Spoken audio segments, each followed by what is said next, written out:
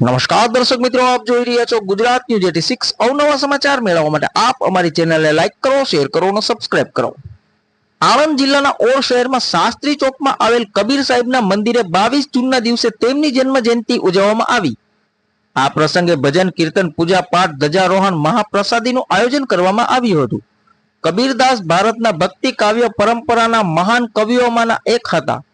કબીર પંથ એક ધાર્મિક સમુદાય જે કબીરના સિદ્ધાંતો અને ઉપદેશો પોતાની જીવનશૈલીનો આધાર માને છે। કબીર અસાધારણ રૂપે 120 વર્ષ જીવ્યા હતા।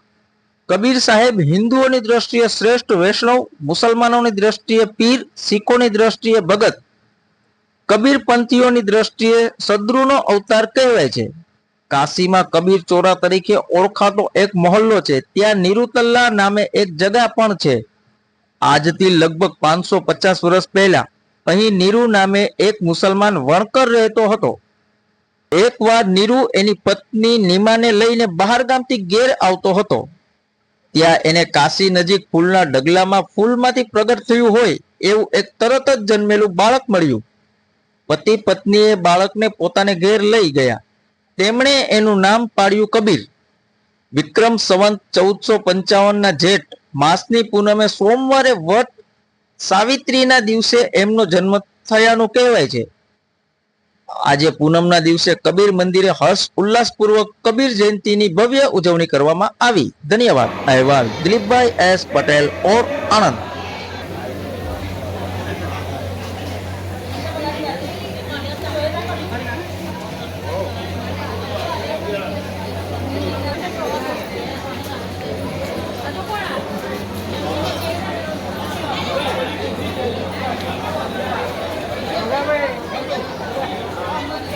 ગોટા પાડે તો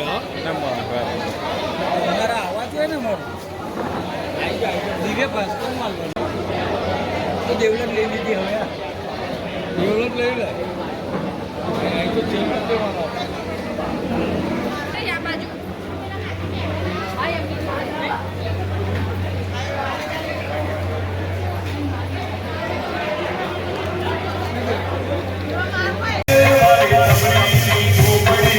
Thank you.